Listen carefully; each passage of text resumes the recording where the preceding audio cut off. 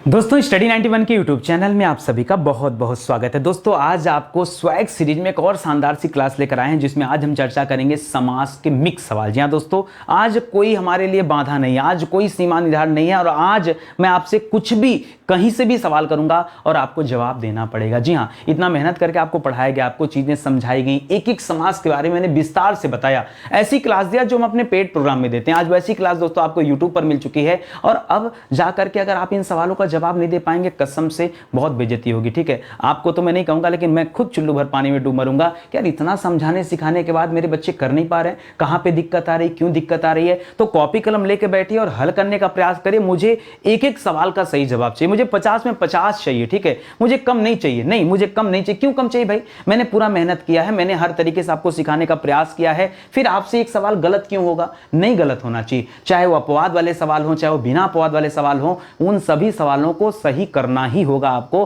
और आइए आज बैठकर हम और आप मिलकर उन सवालों को सही करने का प्रयास करते हैं और देखते हैं कि आपकी तैयारी इतना पढ़ने के बाद कहां तक पहुंची है। और एक बात और ध्यान दीजिए, बहुत सारे बच्चे कमेंट करते हैं कि सर आप इतने कठिन सवाल लाकर और ज्यादा कंफ्यूज कर दिए। मैं कंफ्यूज नहीं कर रहा हूं भैया, मैं आपके हित के लिए काम कर रहा हूं। इसे कंफ्यूज करना नहीं कहते भाई, इसे कहते हैं नई, अच्छा नया चीज देना कंफ्यूज करना होता है। अगर मैं कुछ नया ढूंढ कर देता हूं, कुछ ऐसा देता हूं जहां परीक्षा में परेशान हो सकते हैं, फंस सकते हैं, उसको मैं पहले ही आपको बता देता हूं, मैं कंफ्यूज कर रहा हूं। मुझे क्या पड़ा कंफ्यूज करने का? अरे कंफ्यूजन आज नहीं है, जब पढ़ोगे नहीं और परीक्षा में आएगा कंफ्यूजन तब रहेगा कि यार पढ़ क्यों नहीं पाए, आखिर पढ़ लेना चाहिए था। तो स्टडी 91 तो आपको अपडेटेड चीज दे रहा है, स्टडी 91 तो हमेशा आपको नया दे रहा है जो मार्केट में किसी के पास नहीं है। लोग इतना मेहनत करने को तैयार नहीं, वही घिसे पिटे सवाल लेकर आते हैं, हम तो नए सवाल लेकर आते हैं। हमारी कोशिश तो होती कि हमेशा हम नए नए सवालों पर चर्चा करें। तो आइए जुड़िए और आज की क्लास में बहुत सारे नए सवाल मिलेंगे, ये स्क्रीन पर आप देख सकते हैं और एक एक सवालों पर हम बातचीत करेंगे। ठीक है, तो चलिए आगे बढ़ते हैं और देख स्टडी 91 के प्लेटफॉर्म से फाउंडेशन बैच लॉन्च किया गया। जीरो लेवल से एडवांस लेवल की तैयारी के लिए फाउंडेशन बैच बड़ी हेल्प करेंगे आपकी। उम्मीद करता हूं आपको अच्छा भी लगा होगा। अगर आपको स्टडी 91 पर यूट्यूब की क्लासेस पसंद आ रही तो निश्चित रूप से जो हमारा पेड प्रोग्राम है यहां भी चीजें पसंद आएंगी। ठीक है, तो हमारा हेल्पलाइन नंबर है, कॉल करके संपर्क कर सकते हैं, बैच ज्वाइन कर सकते हैं। अगर आप चाहते हैं परीक्षा में 100% नंबर आपके आए तो ये बैच आपके लिए बड़ी ही इंपॉर्टेंट है। ठीक है, चलिए स्टार्ट किया जाए। आइए कहानी को शुरू करते हैं। पहला सवाल दोस्तों ये सामने दे रहा है, सरणागत। सरणागत का समास विग्रह क्या है पहले ये बताइए। ठीक है, तो सरणागत का जब समास विग्रह करेंगे तो आपको मिलेगा कि सरल में आया हुआ, सरल में आगत, सरल में आगत। ठीक है, और आगत मतलब क्या होता है? आया हुआ। दोस्तों कई बार क्या होता है ना कि जब आप इस तरह से वाक्य बनाते हैं तो दोस्तों आपको ये नहीं समझ में आता कि हाँ सरल में आया हुआ होगा या इस में का तात्पर्य दोस्तों को से होता है कि सरल को आया हुआ, सरल में। देखिए में सोचेंगे तो आप सोचेंगे अधिकरण समास है, लेकिन यहां पर उस में का कोई मतलब नहीं है। यहां पर दोस्तों सरल को आया हुआ होगा, ये शुद्ध है। और इस प्रकार से कर्ता ने कर्म को होता है तो याद रखेगा यहां पर उत्तर क्या हो जाएगा? कर्म तत्पुरुष होगा, न कि अधिकरण तत्पुरुष होगा। तो ध्यान क्या देना दोस्तों, मैं ये समझाना चाह रहा हूं। ठीक है, अब देखिए लग रहा होगा सर ये तो पहले ही सवाल में आपने हालत खराब कर दिया और कैसे हमें कंफ्यूज करके रख दिया। ठीक है, चलिए कोई बात नहीं, अभी और मौका आपके पास है। ठीक है, अगला मौका दे रहा दोस्तों शुभागमन। अब तो बता दो, तो याद रखिएगा शुभागमन का क्या हो जाता है? शुभ है जिसका आगमन, शुभ है जिसका आगमन, उसे हम क्या कहते हैं दोस्तों? आगमन। यानी जिसका आना शुभ है दोस्तों उसे हम क्या कहते हैं? शुभागमन कहते हैं। और यहां पर दोस्तों कौन सा समास है? तो याद रखिएगा यहां पर कर्मधारय समास है। कौन सा है?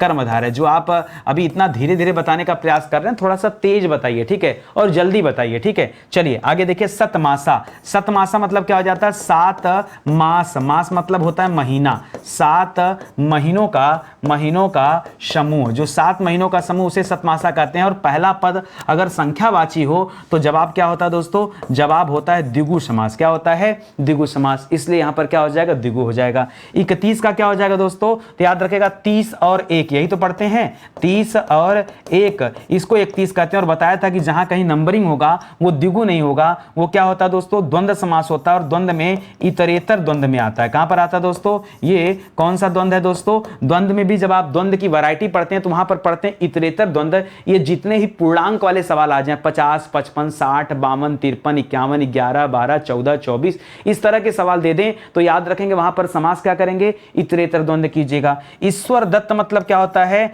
ईश्वर द्वारा प्रदत्त। क्या हो जाता है? ईश्वर के द्वारा प्रदत्त, प्रदत्त मतलब क्या होता है दोस्तों, दिया हुआ, ठीक है। ईश्वर द्वारा प्रदत्त यानी दिया हुआ या दिया गया, ये आप कह सकते हैं। इस प्रकार दोस्तों समास क्या हो जाएगा, तो कर्ता ने कर्म को करण से या तो ईश्वर से प्रदत्त करिए या तो ईश्वर के द्वारा प्रदत्त करिए। जवाब में क्या आएगा दोस्तों, करण तत्पुरुष आएगा। बड़ा ध्यान दीजिए और थोड़ा सा आप कलम कॉपी चलाइए, ठीक है। कलम कॉपी उठाइए और उस पर लिखने का प्रयास कीजिए, मेरे साथ साथ प्रयास करिए लिखने का, समझ में आ जाएगा, ठीक है। देखिए इतना मेहनत से हम लोगों ने पढ़ा, ठीक है, और पढ़ने के बाद आज जब प्रैक्टिस की बारी आई है तो मेरे साथ आप प्रैक्टिस करिए। प्रैक्टिस जितना ज्यादा करेंगे सवाल उतना ज्यादा आपका तैयार हो जाएगा, याद रखेंगे। कृतार्थ का मतलब क्या होता है दोस्तों, अब यहां कृतार्थ को अगर इसके हिसाब से देखेंगे, कृत मतलब होता है किया गया, अर्थ मतलब होता है पूर्ण, ठीक है। तो पूर्ण किया गया कार्य को क्या कहते हैं, पूर्ण किया गया कार्य। पूर्ण किया गया कार्य क्या कहलाता है दोस्तों, कृतार्थ कहलाता है। जब कोई काम आप करके निवृत्त हो जाते हैं, पूर्ण कर लेते हैं, उसे कृतार्थ करते हैं। और ऐसे में यहां पर जवाब क्या होता है दोस्तों, कर्मधारय समास होता है। क्या होता है, कर्मधारय। हो सकता है आपके लिए नया हो, तो मुझे लगता है इन सब में सब ठीक है। ये कृतार्थ को लेकर थोड़ा कंफ्यूजन बन सकता है और यहाँ शुभागमन को लेकर, ठीक है, और सरलागत को लेकर। तीन सवाल ऐसे हैं जो थोड़ा सा लीक से हटकर वाले हैं और यहाँ पर आपसे गलतियां होने के चांसेस थे, ठीक है। कोई बात नहीं, अभी नहीं किया कोई बात नहीं, आगे बढ़ते हैं और अगला सवाल देखते हैं। फिर से एक बार प्रैक्टिस करते हैं और देखते हैं कि अब हम तैयार हैं क्या दोबारा से ऐसे सवालों को करने के लिए। सुनिएगा सवाल क्या लिख रहा है, महामात्य लिख रहा है। देखिए महात्मा नहीं लिख रहा, महामात्य लिख रहा है। तो महामात्य का क्या हो जाता है, महान है जो अमात्य, जो अमात्य। और अमात्य किसे कहते हैं भैया, अमात्य कहते हैं प्रधानमंत्री को। किसे कहते हैं, प्रधानमंत्री को। तो याद रखेगा व्यक्ति विशेष की बात हो रही, तो ये भी क्या हो जाएगा, यहां भी आपका कर्मधारय समास हो जाता है। क्या होता है, कर्मधारय समास हो जाता है। इसी तरह से नवोढ़ा का क्या हो जाता है नव। नव मतलब नया, नया नव है जो ऊढ़ा, नव है जो ऊढ़ा। ऊढ़ा किसे कहते हैं, ऊढ़ा कहते हैं विवाहिता को, ठीक है। तो याद रखेंगे यहां भी क्या हो जाएगा दोस्तों, यहां भी आपका कर्मधारय हो जाएगा। जरा समझते चलिए, आपको मिलता जाएगा आपका जवाब, ठीक है। ये दोनों में कर्मधारय होगा। छत्तीसगढ़ में क्या हो जाएगा, पहला पद संख्यावाची दे रहा है तो दिगु हो जाएगा। तो याद रखेंगे 36 गढ़ों का समूह। क्या कहेंगे दोस्तों, 36 गढ़ों। गढ़ का मतलब होता है किला, ठीक है। याद रखिएगा किलों का समूह, यह क्या कहलाता है दोस्तों, छत्तीसगढ़ कहलाता है। और यहां पर क्या हो जाएगा दोस्तों, पहला पद संख्यावाची है। इस प्रकार उत्तर क्या हो जाएगा, द्विगु समास हो जाएगा। करिए प्रैक्टिस करिए। भूत बलि, ठीक है। भूत बलि का क्या हो जाएगा, भूत बलि, भूत के लिए दी गई बलि, यही करेंगे। भूत मतलब क्या, भूत प्रेत की बात कर रहे हैं, नहीं, उस तरह का नहीं दोस्तों। भूत बलि का मतलब होता है भूतों के लिए बलि, ठीक है। किसके लिए होता है दोस्तों, और यहां भूतों के लिए मतलब किसी अनिष्ट होने से बचाने के लिए जब देवताओं को बलि दी जाती तब उसे भूत बलि कहा जाता है। तो याद रखेंगे भूतों के लिए बलि, भूतों के लिए बलि कहेंगे। और याद रखिएगा एक के लिए की वजह से क्या हो जाता है, तो आप पढ़ते हैं संप्रदान में, ठीक है, संप्रदान के लिए, तो संप्रदान तत्पुरुष हो जाता है। क्या हो जाता है, संप्रदान तत्पुरुष हो जाता है। इस प्रकार इसे याद रखेंगे। लिख रहा है दीर्घ बाहु। दीर्घ बाहु में क्या होता है, दीर्घ माते होता है बड़ी, ठीक है। दीर्घ माने क्या होता है, लंबा या बड़ा कर सकते हैं, लंबा या फिर बड़ा, ठीक है, लंबा या फिर बड़ा कर सकते हैं, ठीक है। तो दीर्घ बाहें हैं जिसकी, दीर्घ बाहें हैं जिसकी, याद रखेगा। और दीर्घ बाहें किसकी हैं पता है आपको, ये भगवान विष्णु की हैं। किसकी है दोस्तों, विष्णु की हैं। और आपको बताया था जब कभी तीसरे पद का बोध होता है तब उत्तर क्या होता है दोस्तों, तब उत्तर होता है बहुब्रीहि समास। इस प्रकार दोस्तों इस सवाल में क्या मिलेगा, हमें बहुब्रीहि समास मिलेगा। अब याद रखेगा, अगर नहीं आपको पता है तो दीर्घ बाहु याद रखेगा। जैसे चतुर्भुज भगवान विष्णु को कहा जाता है, पीतांबर भगवान विष्णु को कहा जाता है, उसी प्रकार से भगवान विष्णु को दीर्घ बाहु भी कहा जाता है। मुझे पता था आप इसका जल्दी बता नहीं पाएंगे और ये होता है कंफ्यूजन वाली बात, ठीक है। तो स्टार लगाइए और सही करिएगा। चिड़ी मार मतलब क्या होता है, चिड़ियों को मारने वाला। चिड़ी मार मतलब क्या होता है, चिड़ियों को मारने वाला। एक बात बताइए, चिड़ियों को मारने वाला होता कौन है, तो जो शिकार करता है उसे हम शिकारी भी कहते हैं, लेकिन ऐसे नहीं करेंगे दोस्तों, यहां उससे मतलब नहीं। यहाँ कर्ता ने कर्म को पकड़िए, तो यहां पर क्या करेंगे, कर्म तत्पुरुष, ठीक है। हर जगह आप जो है मत पैदा करिएगा कि नहीं उससे बोध होता है, बोध तो हर जगह होता है, ठीक है। अब जैसे यहाँ विवाहिता का बोध होता है तो यहाँ पर बहुब्रीहि थोड़े हो जाएगा, ठीक है। ये आपको समझना और सीखना है। सिर्फ प्रैक्टिस ही है जो आपकी जान बचा सकता है परीक्षा में। जितना ज्यादा प्रैक्टिस करेंगे, जितना ज्यादा सवालों पर चर्चा करेंगे, उतनी ज्यादा तैयारी आपकी होगी। और देखिए अगर मैं लिखने से नहीं थकता हूं यार, तो कम से कम आप भी मत थका करो। कई सारे बच्चों को असकत लगता है लिखने में, ठीक है, ऊब जाते हैं कि अरे सर आप पढ़ा रहे हैं, हमको लिखना पड़ेगा, इससे अच्छा है ईयरफोन लगा के सुन लेते हैं। नहीं यार, कलम डुलाओ, कलम डुलाओगे तो दिमाग में चीजें ज्यादा याद होंगी। देखिए होता क्या है, अगर मैं यहाँ परसेंटेज की बात करूं तो आपका मस्तिष्क जो है ना, अगर ये 100% चीजों को कब एक्सेप्ट करेगा, जब क्या करेंगे 25% दोस्तों जब आप चीजों को देखते हैं ना, तो देखने मात्र से याद हो जाता है। जो आप वीडियो देख रहे हैं ना 25% याद रहेगा, 100% नहीं। अगर आप दोस्तों उसी को क्या कर लेते हैं, उसी चीज को लिख लेते हैं, क्या कर लेते हैं, लिख लेते हैं, तो 25% क्या हो जाएगा और तैयार हो जाएगा। ठीक है, 50% तैयारी हो जाएगी। तीसरे नंबर पे याद रखेगा, जब उसी 25% को क्या करते हैं दोस्तों, सुनते हैं। ठीक है, देखने के साथ साथ सुनते हैं और सुनने के साथ साथ कलम चलाते हैं, मतलब पढ़ते चलते हैं, मन में गुनगुनाते चलते हैं, तो 25% और तैयार हो जाता है। और जो बाकी का 25% है ना, ये आपको रिवीजन करना पड़ेगा। इसका और कोई तरीका नहीं है। क्यों? क्योंकि मस्तिष्क क्या करता है ना, जब ये 3 काम आप करते हैं तो दिमाग में एक टेम्परेरी फाइल बनती है। ठीक है, वो इन चीजों को ले जाकर के टेम्परेरी वाला जो स्थान होता है, स्टोरेज होता है आपके दिमाग में, वहां ले जाकर रख देता है, जहां कुछ दिनों तक ये बातें याद रहती हैं, परमानेंट नहीं, कुछ दिनों तक ये बातें याद रहती हैं। फिर जब आप रिवाइज करोगे ना, तो ये बात टेम्परेरी से कहां चली जाएगी। मान लीजिए आपने 10 दिन बाद रिवाइज कर लिया, तो ये फाइल टेम्परेरी की टेम्परेरी में ही रहेगी, लेकिन ये दिमाग याद करता है कि अच्छा ये दोबारा रीड किया जा रहा है। लेकिन जब इसे बार बार आप रिवाइज करोगे तो ये टेम्परेरी से उठकर कहां चला जाएगा, परमानेंट मेमोरी में चला जाएगा। ठीक है, उसके बाद आप कभी नहीं भूलोगे, उसके बाद आप कभी भी नहीं भूलोगे, हमेशा हमेशा के लिए आपको याद हो जाएगा। और यही तरीका है, दूसरा कोई तरीका नहीं।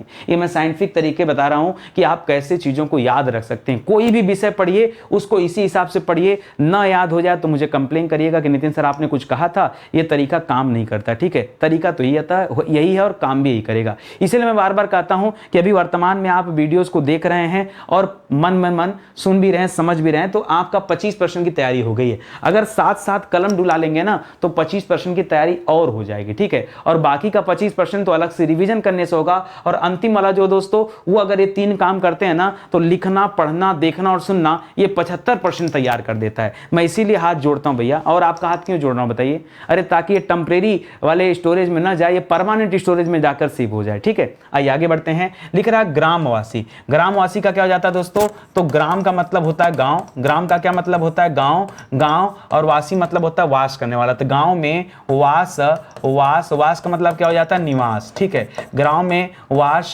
करने वाला उसे ग्रामवासी कहते हैं। उसी तरह से जो शहर में निवास करता है उसे नागरिक कहते हैं। ठीक है, तो याद रखेगा यहाँ में लिखा है, तो में मतलब कहां आता है दोस्तों, ये अधिकरण तत्पुरुष है। क्या है यहां पर, क्या हो जाएगा जवाब, अधिकरण तत्पुरुष होता है, जहां पर में पर की हम बात करते हैं। ठीक है, इस तरह से ये हो जाएगा। आगे लिख रहा है तिकोना, तो याद रखेगा 3 कोनों का समाहार। क्या हो जाएगा दोस्तों, 3 कोनों का समाहार, इसे तिकोना कहते हैं। तो बड़ा आसान है सर, यहां पर क्या हो जाएगा, ये द्विगु समास में आ जाता है, ये बहुत आसान है। ठीक है, आगे देखिए गंवार सवार। तो गंवार सवार मतलब क्या होता है, गंवार जो जिसको कुछ नहीं आता, गांव का रहने वाला है। इसी तरह से गंवार, संवार आदि। ठीक है, और ये कहां पर आता है दोस्तों, ये आता है समाहार द्वंद में। आदि वाला कहां पर आता है, हमने कल पढ़ाया था दोस्तों, या जब भी आपने पढ़ा होगा तो याद रखिएगा, समाहार द्वंद के अंतर्गत आता है। ठीक है, इस तरह से हो जाएगा। दुखापन्न का क्या हो जाता है दोस्तों, तो दुखापन्न का हो जाता है दुख को आपन्न। क्या हो जाता है दोस्तों, दुख को आपन्न। ठीक है, और यहां कर्ता ने कर्म को होता है, ये कर्म को, तो इसलिए यहां पर क्या हो जाता है दोस्तों, यहां पर कर्म तत्पुरुष हो जाता है। क्या होगा यहां पर जवाब, क्या होगा, कर्म तत्पुरुष हो जाएगा। आसान बहुत है, कठिन नहीं है, बस थोड़ा सा ध्यान दीजिए, सब मिलेगा। ठीक है, त्रिनेत्र का क्या हो जाता है भाई, तो 3 नेत्र का समाहार। 3 नेत्र, नेत्र मतलब आंख हो गया, 3 नेत्र का समाहार। और 3 नेत्र हैं किसके पास दोस्तों, याद रखेगा, अर्थात भगवान शिव। और शिव की वजह से अब यहां पर क्या कर देंगे, यहां पर बहुब्रीहि समास कर देंगे। क्या करेंगे, बहुब्रीहि कर देंगे। आपको मिला आपका उत्तर। आगे लिख रहा है नीलोत्पल। ठीक है, नीला है उत्पल जिसका, नीला है उत्पल जिसका नहीं, नीला है उत्पल जो, नीला है उत्पल। उत्पल माने पता है क्या होता है, कमल को कहते हैं। अच्छा यार, पर्यायवाची भी तैयार करते रहो इसी के साथ। ठीक है, जैसे यही आपको मिल गया कमल, कमल की एक पर्यायवाची उत्पल भी होती। क्यों, क्योंकि उत्पल मतलब कमल होता है। ठीक है, तो नीला है उत्पल जो। ठीक है, तो यहां पर याद रखेंगे। और ये कर्मधारय समास है। ठीक है, कर्मधारय समास है, क्योंकि सीधे सीधे कमल की बात हो रही है, इससे बोध होने का कोई मतलब नहीं है। यहां सीधे सीधे क्या हो जाएगा, कर्मधारय समास हो जाएगा। आई बात समझ में, बढ़िया से समझ में आ रहा है। कलम डुलाइए मेरे साथ, बार बार कह रहा हूं, कलम डुलाइए, सब कुछ याद हो जाएगा। और बाद में ना इन वीडियोस को देखने के बाद आप क्वेश्चन आंसर हल करने का प्रयास कीजिएगा, एक सवाल बाहर नहीं जाएगा, सब यहीं से आएगा, ये आप विश्वास रखिए। ठीक है, और देखिए अन्नपूर्णा होता दोस्तों, अन्नपूर्णा नहीं होता है। अन्नपूर्णा का क्या हो जाएगा, तो अन्न को को पूर्ण करने वाली, अन्न को पूर्ण करने वाली, इनको कौन है दोस्तों जो अन्नपूर्णा होती है? तो याद रखिएगा माता पार्वती को कहा जाता है। ठीक है, अन्नपूर्णा किसे कहते हैं? पार्वती को कहा जाता है। और तीसरे पद का बोध होता है तो जवाब क्या होता है? याद रखेंगे जवाब होता है बहुव्रीहि समास। क्या होता है दोस्तों? बहुव्रीहि समास होता है जवाब। इस प्रकार आप ये कर लिए। ठीक है, अगला लिख रहा है दोस्तों रक्त कमल। यहां पर याद रखिएगा एक शब्द होता है क्योंकि समास विग्रह हम कर रहे हैं। ठीक है, कभी भी समास में पद अलग अलग नहीं होते, एक ही साथ पद होता है जुड़ा हुआ। ठीक है, रक्त कमल, तो याद रखिएगा रक्त माने क्या हो जाता है दोस्तों? रक्त मतलब होता है लाल, गाढ़ा लाल की बात हो रहा है। ठीक है, तो लाल है, रक्त है जो कमल, रक्त है जो कमल मतलब क्या तात्पर्य दोस्तों? रक्त के तरह है जो कमल। तो याद रखिएगा जिस तरह से नीलोत्पल में कर्मधारय समास था उसी तरह से यहां भी क्या हो जाएगा दोस्तों? कर्मधारय समास ही हो जाएगा। ठीक है, आशातीत का क्या हो जाएगा दोस्तों? तो आशा के अतीत, आशा के या फिर आशा से अतीत, अतीत मतलब क्या होता है दोस्तों? आशा से दूर यानी परे कह सकते हैं। ठीक है, तो याद रखिएगा किसी चीज से अलगाव की बात हो रहा है तो यहां पर अपादान भी होता है, लेकिन थोड़ा सा रुकिएगा, इसे अपादान के साथ साथ दोस्तों इसे कर्म तत्पुरुष में भी कुछ लोग रखते हैं। कैसे कर्म में रखते हैं? वो कहते हैं कर्ता ने कर्म को आशा के अतीत की बात हो रहा है इसलिए। लेकिन मेरे हिसाब से किसी चीज के परे कोई बात होती है, दूरी की बात होती है, तो बेहतर है कि आप यहां अपादान करिए, लेकिन एक स्टार लगा के यहां पर समझ लीजिए। ठीक है, 43 दोस्तों बताया था जहां गिनती होता है वहां इतरेतर द्वंद्व होता है। 43 क्या हो जाएगा? तो याद रखिएगा 30 और 3 हो जाता है। क्या हो जाता है? 30 और 3 को 43 कहते हैं। 30 नहीं 43 ना, 33 नहीं 43 कर रहा दोस्तों, तो 43 30 और 3 नहीं होता, 40 और 3 होता है, 43 की बात कर रहा है। ठीक है, तो 40 और 3 कर लीजिएगा, 40 और 3। ठीक है, तो यहां पर क्या हो जाएगा? ये इतरेतर द्वंद्व में आता है। किसमें आता है दोस्तों? यह इतरेतर द्वंद्व होता है। कभी भी गिनती कहीं पर दे देना, जो पूर्णांक वाली गिनतियां होती हैं हमेशा इतरेतर द्वंद्व के अंतर्गत रखी जाती हैं। ठीक है, काना फूसी का क्या हो जाएगा? तो कान में फूंसी, कान में फूंसी का मतलब क्या होता है दोस्तों? कान में फूंसी का मतलब होता है फुसफुसाना। क्या होता है? फुसफुसाना। ठीक है, और ये क्या हो जाता है दोस्तों? तो में पै पर आ जाता है। इस प्रकार यहां पर क्या हो जाएगा? ये अधिकरण तत्पुरुष हो जाएगा। क्या होगा यहां पर? जवाब क्या होगा? अधिकरण तत्पुरुष हो जाएगा। है ना आसान? बहुत आसान है। कलम डुलाइए, आप भी लिखने का प्रयास करिए दिनों दिन। आपको क्या लगता है? आपको क्या लगता है दिनों दिन में कौन सा समास हो सकता है और इसका समास वगैरह क्या लिख सकते हैं? प्रयास करेंगे तो मिलेगा। जैसे मैंने पढ़ा था रातों रात, रात ही रात में, उसी तरह से क्या हो जाएगा दोस्तों? दिन ही दिन में। क्या हो जाएगा? दिन ही दिन में। दिनों दिन उसको गोली मार दिया गया। ठीक है, तो दिन ही दिन में याद रखेंगे। और बताया था इस तरह के शब्द कहां आते हैं दोस्तों? ये अव्ययी भाव समास में आते हैं। कहां आते हैं? ये अव्ययी भाव समास में आते हैं। तो देखिए पढ़ेंगे तो सब मिलेगा उत्तर, सबका उत्तर मिलेगा। लेकिन एक बात याद रखिए, पढ़ाई का कोई शॉर्टकट नहीं होता। बहुत सारे बच्चे सोचते हैं कि कम से कम समय में कोई पिघला कर समझा दे। देखिए कम से कम समय में आपको समझाया जा सकता है, लेकिन बिना प्रैक्टिस के कुछ नहीं संभव है। बिना प्रैक्टिस के कुछ संभव नहीं है। जब तक आप प्रैक्टिस नहीं करेंगे तब तक आपको कुछ मिलने वाला नहीं है। ये बात तय है, एकदम दिमाग में अपने रख लीजिए। ठीक है, आइए आगे बढ़ते हैं, अगला सवाल करते हैं। शिष्टाचार, शिष्टाचार का क्या करेंगे दोस्तों? तो शिष्ट है जो आचार, शिष्ट है जो आचार, आचार मतलब होता है कि जो व्यवहार शिष्ट है उसे शिष्टाचार कहते हैं। और ये किसके अंतर्गत आता है दोस्तों? ये कर्मधारय के अंतर्गत आता है। किसके अंतर्गत आता है? ठीक है, यह जो आचार नहीं, शिष्ट है जिसका आचार कर लीजिए, क्योंकि यहां व्यक्ति विशेष की बात होती है। तो शिष्ट है जिसका आचार है। ठीक है, जिसका आचार मतलब जिसका व्यवहार शिष्ट हो, शिष्ट मतलब अच्छा हो। ठीक है, वो जगन्नाथ, याद रखेगा जग का नाथ, जगन्नाथ का क्या हो जाता है दोस्तों? जगत, जगत यानी लोक, लोक यानी संसार। ठीक है, जगत लोक संसार कुछ भी लिखे तो संसार का नाथ, नाथ मतलब क्या हो जाता है? स्वामी। ठीक है, तो संसार के स्वामी को जगन्नाथ कहते हैं। और जगन्नाथ में क्या करेंगे? कौन सा? याद रखेगा यहां का लग रहा है तो संबंध तत्पुरुष होगा। क्या होगा दोस्तों? यहां पर संबंध तत्पुरुष होगा। बहुत सारे लोग समझेंगे कि जगन्नाथ ये लगता है भगवान की बात किया जा रहा है, और उसके आधार पर देखेंगे तब तो आप बहुव्रीहि भी चूज कर सकते हैं। ठीक है, कि जगत का नाथ उन्हें कहा गया है। उमेश किसे कहा जाता है? तो उमेश कहा जाता है उमा। उमा मतलब होता है दोस्तों पार्वती। उमा धनीश होता है ना, तो पार्वती के ईश हैं जो, पार्वती के ईश हैं जो, ईश मतलब ईश्वर, ईश्वर मतलब स्वामी। तो पार्वती के स्वामी कौन है दोस्तों? शिव हैं। और भगवान की बात हो गया तो यहां तीसरा पद आ गया। इस प्रकार दोस्तों यहां पर क्या हो जाएगा? बहुव्रीहि समास हो जाएगा। मेरे साथ साथ लिखने का प्रयास करिए, धीरे धीरे वीडियो को पॉज करिए, अपने मन से सोचिए और लिखिए, फिर मैच कराइए। कसम से इतनी जबरदस्त तैयारी हो जाएगी आपकी ना, ये कहने को क्या बात। ठीक है, आप ट्राई करके तो देखिए, एक बार आदत बना लीजिए ना, फिर देखिए हिंदी में मजा आ जाएगा। ठीक है, जलचर क्या हो जाएगा दोस्तों? जैसे नभचर था, नभ में चरने वाला, उसी तरह से खेचर था, था, वो भी आकाश में चलने वाला, उभयचर दोनों स्थानों पे चलने वाला। तो जलचर को किसे कहा जाता है दोस्तों? तो जल में चर, चर मतलब होता है विचरण करने वाला, चर का मतलब क्या है? विचरण, ठीक है, जल में विचरण करने वाला, ठीक है, विचरण, जल में विचरण, एक सेकेंड, जल में विचरण करने वाला, ठीक है। तो याद रखेगा जल में चरने वाला आप कह सकते हैं, ठीक है यहाँ पर। और जलचर जो होता है दोस्तों एक इसके अंतर्गत आता है, तो मैंने आपको बताया था उपपद तत्पुरुष समास में, अगर आपको याद हो, ठीक है, आप जाके पीछे पढ़िएगा। उपपद तत्पुरुष समास में चाहे निशाचर हो गया, चाहे जलचर हो गया, चाहे खेचर हो गया, ये सब के सब उपपद तत्पुरुष समास में आते हैं, जो 5 भेद पढ़ा था, ठीक है। इसी तरह से अगला दे रहा आदर्शोन्मुख, क्या हो जाता है? तो आदर्श के उन्मुख, क्या हो जाता है दोस्तों? आदर्श के उन्मुख, उन्मुख मतलब क्या होता है? अलग, ठीक है। तो आदर्श के उन्मुख, ये जो के शब्द लगा उसके आधार पर क्या हो जाएगा? कर्ता ने कर्म को, ठीक है। तो आदर्श के उन्मुख यहाँ के को आ जाता है, और ये कर्म तत्पुरुष में आता है। किसमें आता है दोस्तों?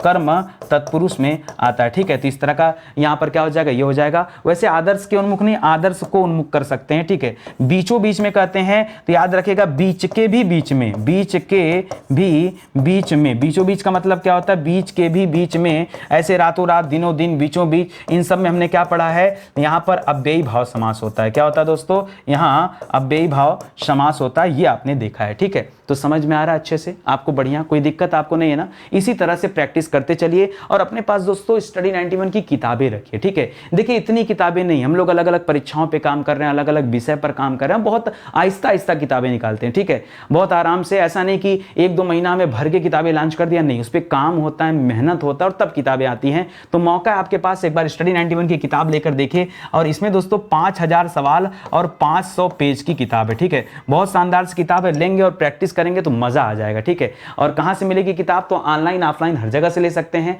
ऑनलाइन आप हमारे वेबसाइट या एप्लीकेशन से ऑर्डर कर सकते हैं, या फिर अमेजन है, फ्लिपकार्ट है, मीशो है, वहां से भी ले सकते हैं। आपको जहां से भी इच्छा हो ले सकते हैं। ये हमारा हेल्पलाइन नंबर है, कॉल करके संपर्क कर सकते हैं कि सर लेना है और कैसे ले सकते हैं। कोई दिक्कत परेशानी हो रही तो आप संपर्क करिए, कोई दिक्कत की बात नहीं, ठीक है। आइए आगे बढ़ते हैं दोस्तों। दुपट्टा का क्या हो जाएगा दोस्तों? तो याद रखेगा दुपट्टा में हो जाता है 2 पट्टों का समूह, 2 पट्टों का समूह, इसे कहते हैं दोस्तों दुपट्टा कहते हैं, ठीक है। तो याद रखेगा ये क्या हो जाएगा? यहाँ तो नंबरिंग हो गई है, इसलिए यहाँ पर क्या हो जाएगा? द्विगु समास हो जाएगा। भंडा फोड़ को क्या हो जाता है दोस्तों? तो भंडा पता किसे कहते हैं? भंडा कहते हैं राज को, ठीक है, किसी गुप्त बात को, ठीक है, गुप्त बात हो, क्या कोई राज की बात हो गई, उसे भंडा कहते हैं। तो भंडा को फोड़ने, भंडा को फोड़ना, ठीक है, भंडा को फोड़ना या फिर फोड़ने वाला, फोड़ना कहना सही नहीं है, फोड़ने वाला कहिए, क्योंकि उसी की बात हो रही है, फोड़ने वाला। और जहां कहीं दोस्तों कोई वाला आ जाए ना, याद रखेगा, अच्छा वाला को छोड़िए, को पकड़िए, तो कर्ता ने कर्म को तत्पुरुष हो जाएगा, ठीक है। यानी यहां पर क्या हो जाएगा? कर्म तत्पुरुष। तो याद रखेगा ये वाला जो है दोस्तों किससे संबंधित है? ये भंडा यानी राज की बात को फोड़ रहा है, तो यहां तत्पुरुष समास हो जाएगा, ठीक है। अंतेवासी में क्या हो जाता है? अंत्य माने होता है दोस्तों समीप, ठीक है। अंत माने क्या होता है? समीप, ठीक है, समीप होता है। तो अंतः में वास करने वाला, वास करने वाला यानी समीप में वास करने वाला जो होता है, तो कर्ता ने कर्म को करण से यहाँ अधिकरण मिलेगा, जहां में पे पर आप पढ़ते हो, क्या पढ़ते हो दोस्तों? यहाँ अधिकरण तत्पुरुष समास होता है, याद रखेंगे। कौन सा हो जाएगा? अधिकरण। लेकिन यहाँ पर तो मैंने आपको एक्सेप्शन केस भी बताया था कि अंतवासी हो गया, युधिष्ठिर हो गया, याद आ गया, देखो, ठीक है। यहाँ पर क्या होता है? यहाँ पर अलुक तत्पुरुष होता है। क्या होता है दोस्तों? अलुक तत्पुरुष होता है। ये अपवाद में मैंने आपको बताया था, ठीक है। ये में के आधार पर देखेंगे तो अधिकरण करेंगे, गलत हो जाएगा। ये जरा डबल स्टार लगाइए तो, अरे ऐसे तो धोखा में पड़ जाएंगे, ठीक है। बताया था ना कि कुछ ऐसे शब्द जैसे युधिष्ठिर, युद्ध में स्थिर रहने वाला, या फिर हमने बात किया था अलुक, या फिर मैंने मनसिज की बात किया था। ये सारे शब्द ऐसे थे जो कहां पे आते हैं दोस्तों? वो सब आते हैं अलुक तत्पुरुष में, ठीक है।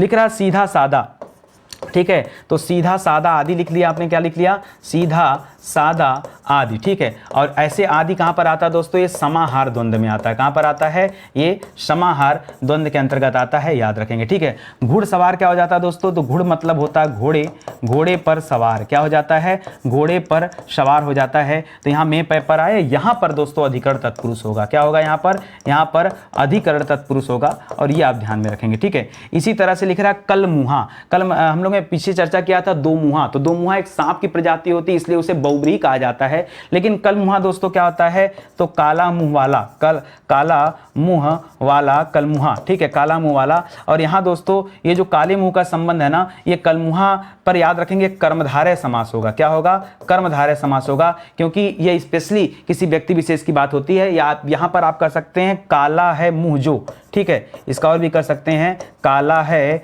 मुंह जो, उसे कलमुहा कहते हैं। तो है तो यहाँ पर कर्मधारय समास ही, तो इसको भी आप ध्यान में रखेंगे, ठीक है। इसी तरह से आप मेरे साथ प्रैक्टिस करते चलिए, तैयारी आपकी होती जाएगी, ठीक है। खड़गधर किसे कहते हैं दोस्तों, खड़ग अगर आपको पता हो दोस्तों, तो खड़ग पता किसे कहते हैं, खड़ग कहा जाता है तलवार को, ठीक है, तलवार को। तो खड़ग को धारण करने वाला, ठीक है। अब ये खड़ग को धारण करने वाला खड़गधर कहा जाता है। और कौन है दोस्तों जो खड़ग को धारण करता है, तो यहाँ किसी व्यक्ति विशेष की बात नहीं हो रही है। हाँ, अगर परशु वगैरह की बात करता तब हम परशुराम समझते, तब आप बहुव्रीहि करते, ऐसे में तो कुछ नहीं होगा। तो ये को देख करके आप क्या कर सकते हैं दोस्तों, कर्ता ने कर्म को, तो यहाँ पर क्या हो जाएगा, कर्म तत्पुरुष हो जाएगा। क्या हो जाएगा, यहाँ पर कर्म तत्पुरुष हो जाएगा, इसको ध्यान में रखिएगा। ऐसे लिख रहा मनमथ, मनमथ का क्या हो जाता है, तो मन में सृजित होने वाला, मन में सृजित होने वाला, इसे मनमथ कहते हैं। और कौन सृजित होता है दोस्तों, तो कामदेव सृजित होते हैं। और कामदेव एक तृतीय पक्ष में आ रहे हैं दोस्तों, इसलिए यहां पर आप क्या कर सकते हैं, बहुव्रीहि समास कर सकते हैं। मनमथ में क्या कर सकते हैं दोस्तों, बहुव्रीहि कर सकते हैं। ये मन में सृजित होने वाला या मन को मथने वाला होता है मनमथ, ठीक है। ये सृजित भी कर सकते हैं, वैसे सृजित मत करिए, सृजित करेंगे तो मनसिज लिखना पड़ेगा, ठीक है। यहाँ पे आप कह लीजिए, क्या कह लीजिए, मन में मथने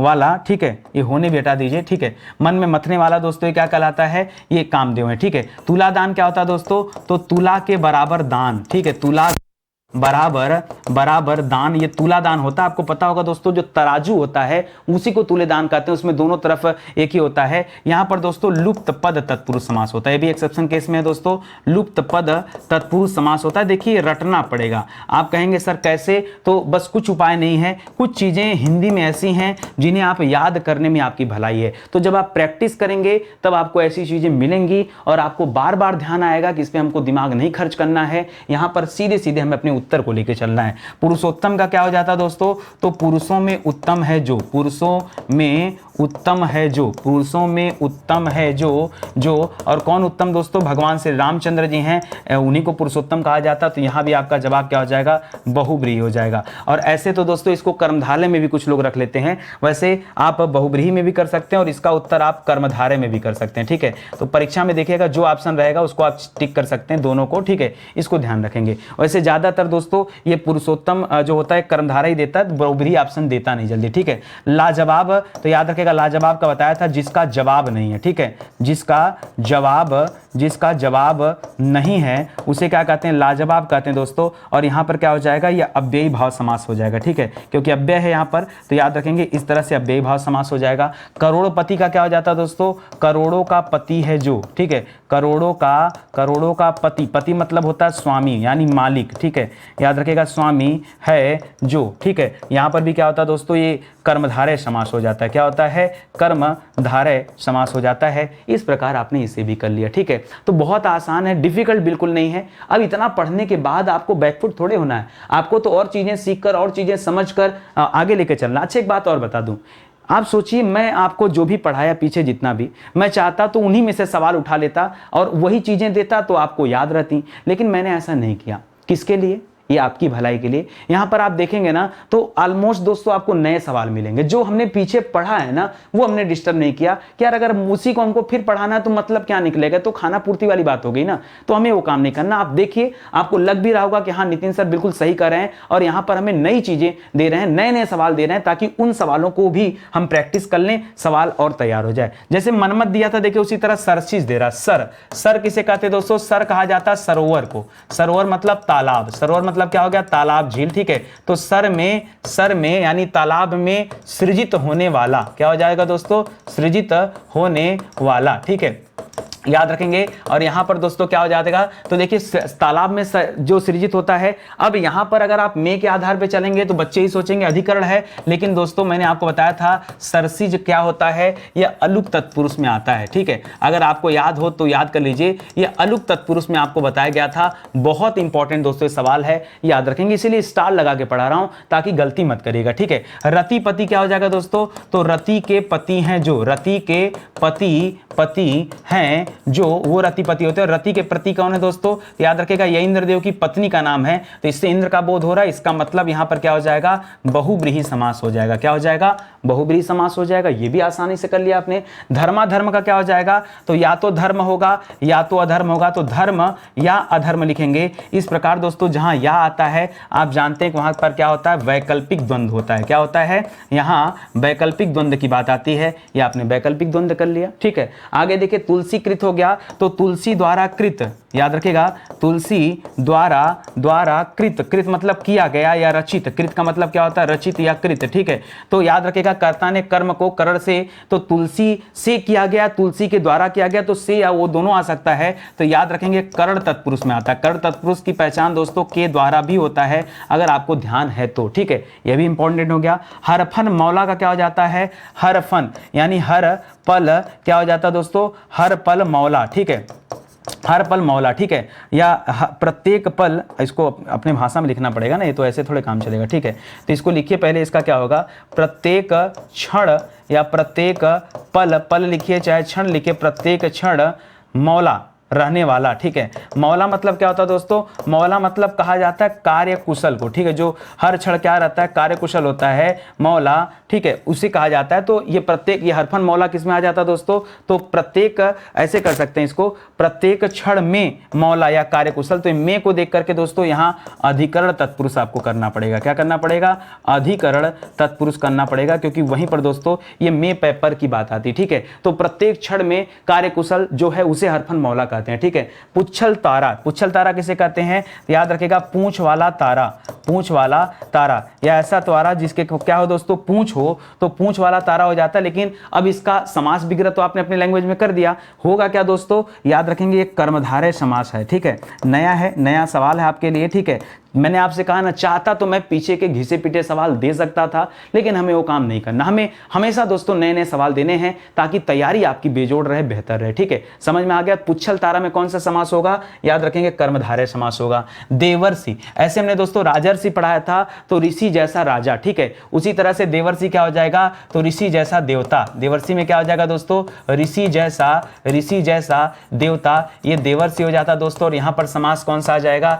यहां भी दोस्तों कर्मधारय समास हो जाएगा। क्या हो जाएगा, कर्मधारय। ठीक है, मेघाच्छन्न का क्या हो जाता है, मेघ। मेघ किसे कहते हैं दोस्तों, मेघ बादल को कहते हैं। ठीक है, तो मेघ द्वारा आच्छन्न, आच्छन्न मतलब क्या होता है दोस्तों, घिरा हुआ। आच्छन्न का मतलब क्या होता है, घिरा हुआ। तो मेघ के द्वारा घिरा हुआ या आच्छन्न, याद रखेंगे द्वारा। और ये कहाँ आता दोस्तों, तो आपने भी पीछे ही पढ़ा कि करण तत्पुरुष, करण की पहचान कर्ता ने कर्म को करण से भी होता है और करण की पहचान के द्वारा भी होता है, इसलिए दोस्तों आपने ऐसा कर लिया। आगा पीछा का क्या हो जाएगा दोस्तों, तो आगा पीछा आदि कर सकते हैं यहाँ पर। ठीक है, आगा मतलब आगे हो गया, पीछा मतलब पीछे हो गया। ठीक है, तो आगा पीछा आदि कर लिया। और ये आदि वाला जहां आता है आप करते हैं समाहार द्वंद्व। क्या करते हैं, आप करते हैं समाहार द्वंद्व, यही तो करते हैं, इसको भी कर लिया। कला निपुण कर लिया, तो क्या हो जाएगा दोस्तों, याद रखेगा कला में निपुण। ठीक है, कला में निपुण आप इसको कर सकते हैं, कला में निपुण। और ये जो में आया है इसकी वजह से यहाँ पर क्या हो जाएगा, अधिकरण तत्पुरुष हो जाएगा। क्या होगा, अधिकरण तत्पुरुष होगा। ये आपका सही जवाब हो जाएगा। बढ़िया है ना। चलिए और आगे आ जाइए। लिख रहा है दुस्तर में क्या हो जाएगा, तो दुस्तर मतलब दू मतलब होता है दोस्तों, यहाँ जो दू शब्द है दू मतलब होता है कठिन। क्या होता है, कठिन। ठीक है, तो दूह जिसको पार करना। अब इसका अर्थ आप ऐसे निकाल के लिखेंगे। ठीक है, जिसको पार करना, जिसको पार करना कठिन हो, पार करना कठिन हो, उसे कहते हैं दोस्तों दुस्तर। ठीक है, और ये दू लगा करके दोस्तों क्या बन जाएगा, तो ये अव्यय लगा हुआ है आगे, तो इसीलिए आप यहां पर क्या कर लेंगे कि अव्ययी भाव समास यहां देखने को मिल रहा है। ठीक है, इसी तरह से शुभंकर, शुभंकर का क्या हो जाएगा दोस्तों, शुभ को करने वाला। ठीक है, शुभ को करने वाला। और ये भी दोस्तों मैंने आपको बताया था कि आप एक्सेप्शन में याद रखेगा, ये भी दोस्तों कहां आता है, ये अलुक तत्पुरुष के अंतर्गत आता है। किसमें आता है दोस्तों, अलुक तत्पुरुष में आता है। अलुक तत्पुरुष में मैंने मनसीज पढ़ाया था आपको, युधिष्ठिर पढ़ाया था आपको, शुभंकर पढ़ाया था आपको, ठीक है। ये सब दोस्तों अलुक तत्पुरुष के अंतर्गत आते हैं, तो इन्हें भी आप याद रखेंगे, ठीक है।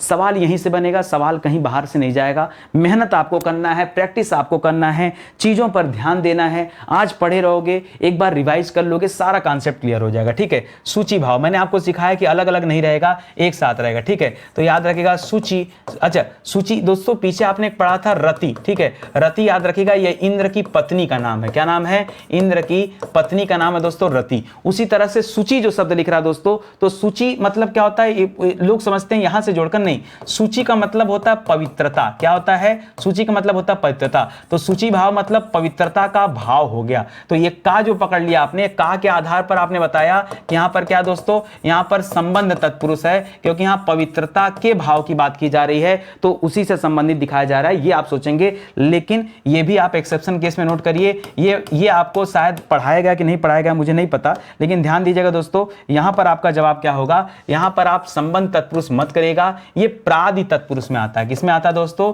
ये प्रादि तत्पुरुष में आता है, ये एक्सेप्शन में चलता है, ठीक है। तो जो एक्सेप्शन वाले केस हैं दोस्तों, जरा उन पर विशेष ध्यान दीजिएगा, जहां जहां भी एक्सेप्शन वाली बातें आ रही हैं उनको आपको ध्यान देना, ठीक है। चवन्नी मतलब क्या हो जाता है दोस्तों? चार, अब तो आना बंद हो गया, नहीं पहले चलता था, तो याद रखिएगा चार आनों का समूह, आनों का समूह, ठीक है। तो अब तो बंद हो गया दोस्तों, हो सकता है आपको चवन्नी बहुत सारे बच्चों को ना पता हो। जैसे रुपया पैसा होता था, छोटा में आना होता था, 4 आना 25 पैसे को कहा जाता था, 8 आना जो है होता था 50 पैसे को कहा जाता था, 16 आना का 1 रुपया होता था। अब आना बंद हो गया है, ठीक है। तो ये दोस्तों क्या हो जाएगा, ये द्विगु समास हो जाएगा, ये तो आसान है, ठीक है। आगे लिख रहा है प्रत्यारोप, ठीक है। तो आरोप के बाद आरोप, ठीक है। प्रत्यारोप मतलब क्या होता है? आरोप के बाद आरोप, ये क्या कहलाता है दोस्तों? प्रत्यारोप कहलाता है। और प्रति शब्द देख करके आप समझ गए यहां पर कि क्या होगा, यहां पर अव्ययी भाव समास होगा, और बिल्कुल सही भी आपने सोचा है, ठीक है। इसी तरह से बोल चाल क्या हो जाएगा दोस्तों? तो याद रखिएगा बोल कामा चाल क्या हो जाएगा, क्या हो जाएगा दोस्तों? बोल कामा चाल आदि, बोलना चालना आदि, ये बोल चाल हो गया। और जहां कहीं इस तरह आदि वाला होता है, आपने पढ़ा है कि यहां पर उत्तर क्या होता है? समाहार द्वंद्व होता है। क्या होता है? समाहार द्वंद्व, ठीक है। प्रैक्टिस करते रहिए, लगातार करते रहिए, ठीक है, थकना नहीं है। परजीवी, पर मतलब क्या होता है? दूसरे पर, ठीक है, दूसरे पर, ठीक है। पर मतलब क्या होता है? दूसरे। ऐसे परीक्षा होता है, दूसरों की इच्छा को हम परीक्षा कहते हैं। परजीवी, तो याद रखेगा पर यानी दूसरे पर, क्या कह सकते हैं? पर यानी दूसरे पर, क्या कर सकते हैं? जीवी मतलब जीवित रहने वाला, ठीक है। दूसरे पर जीवित रहने वाला, ये जीवित रहने का मतलब क्या है कि दूसरे के ऊपर टिका हुआ, ठीक है, रहने वाला, इसे दोस्तों परजीवी कहते हैं। या मृतोपजीवी ऐसे होता है, तो ऐसे ऐसे होते मतलब अन्य के सहारे जीने वाला, ये हम कह सकते हैं। तो यहां पर क्या हो जाता है दोस्तों? ये करण तत्पुरुष में आता है। किसमें आता है? कर्ता ने कर्म को करण से, ठीक है, अन्य के सहारे से या अन्य पर जीवित रहना। ये पेपर देख करके दोस्तों आप अधिकरण मत कर लेना, ध्यान देना, ठीक है। तो याद रखिएगा दूसरे के सहारे से जीवित रहने वाला या पर दूसरे, ये इसका अर्थ निकल कर आता है। तो अर्थ के आधार पर थोड़ा आप यहां पे अलग कर सकते हैं, ये ध्यान दीजिएगा, ठीक है। दानवीर किसे कहते हैं दोस्तों? तो दान में वीर, ठीक है, दान में वीर या दान करने में दोस्तों वीर। तो ये अब में की तात्पर्य, वहां पर जब अधिकरण लेते तो में का तात्पर्य किसी चीज के अंदर या भीतर की बात करते हैं, ठीक है। और यहां भी दोस्तों अधिकरण में जाएगा, क्योंकि दान में वीर ये उसके अंदर भरा पड़ा है, ठीक है। तो दान में वीर में भी क्या करेंगे दोस्तों? ये अधिकरण तत्पुरुष आप यहां पे कर लेंगे, ठीक है, ये हो जाएगा। जहां कहीं भी थोड़ा भी डाउट है ना, उसको मैं आपको स्टार लगा के अलग कर दिया हूं, उनको विशेष रूप से पढ़ लेना, अन्यथा फिर ऐसे सवालों में आप धोखा खा जाएंगे, ठीक है। आज तो कोई दिक्कत नहीं है, लेकिन आगे के लिए दोस्तों थोड़ा सा अलर्ट रहने की जरूरत है। समाप्त हो गया क्या? पता भी नहीं चला, और कब ये 50 सवाल समाप्त हो गए आपको ध्यान ही नहीं आया होगा। चलिए कोई बात नहीं, याद रखिएगा स्टडी 91 के प्लेटफॉर्म से मॉडर्न हिस्ट्री का बैच लॉन्च किया गया। मैं आपसे कहना चाहूंगा दोस्तों, अगर आप वाकई देखना चाहते हैं कि स्टडी में क्वालिटी कंटेंट क्या होता है, कैसे पढ़ाई होनी चाहिए ऑनलाइन में, ठीक है, ये आपने आज तक विश्वास नहीं किया होगा, आप एक बैच ज्वाइन करके देखो। ये बैच जो है ना अपने आप में मतलब मास्टर बैच है, जबरदस्त। जैसे मैं कहता हूं दोस्तों कि आप हिंदी में भरोसा करते हैं स्टडी 91 में, मैं कह रहा हूं कि अगर 1% भी आपको भरोसा है तो याद रखिए आप ये बैच ज्वाइन करके देखिए। स्वयं मैं इसको लीड कर रहा हूं दोस्तों, और आप इस बैच को पढ़ने के बाद दोबारा मैं आपसे नहीं कहूंगा कि आप अलग बैच को लीजिए, आप खुद कॉल करके कहेंगे सर हमें एक दूसरा बैच दीजिए, हमें अलग अलग विषय को तैयार करना और आपसे जुड़कर हमें तैयारी करनी, ठीक है। तो आइए, आपका स्वागत है स्टडी 91 पर, जहां पर हमारे पास दोस्तों हिंदी का भी फाउंडेशन बैच अवेलेबल है। ठीक है, ये भी दोस्तों ये भी बैच अवेलेबल है, आप इसे भी दोस्तों आप ले सकते हैं। और इसके अलावा दोस्तों अभी हिस्ट्री का बैच अवेलेबल है, आगे और भी बैच हैं दोस्तों जिनके ऊपर काम चल रहा है। ठीक है, अगला दोस्तों यूपी स्पेशल का एक बैच आ रहा है। ठीक है, ये भी बहुत जल्द दोस्तों अवेलेबल होने वाला, बस कमिंग सून है। ठीक है, बहुत जल्द आपको मिल जाएगा। ठीक है, फिर आप इसको भी ले सकते हैं। ठीक है, क्योंकि ये बार बार एग्जाम में आता है, तो जो जो चीजें परीक्षा में बहुत ज्यादा पूछी जाती हैं वो आपके सामने तत्काल प्रभाव से लेकर आया जाएगा बहुत जल्द। ठीक है, तो चलिए आज का सेशन ही समाप्त होता है। उम्मीद करता हूं अच्छा लगा होगा और समझ में भी आया होगा। आपसे निवेदन है दोस्तों, कॉपी कलम लेके मेरी क्लास में बैठा करिए। उसके बदले में लाइक नहीं करेंगे, कमेंट नहीं करेंगे, शेयर नहीं करेंगे तो भी चलेगा।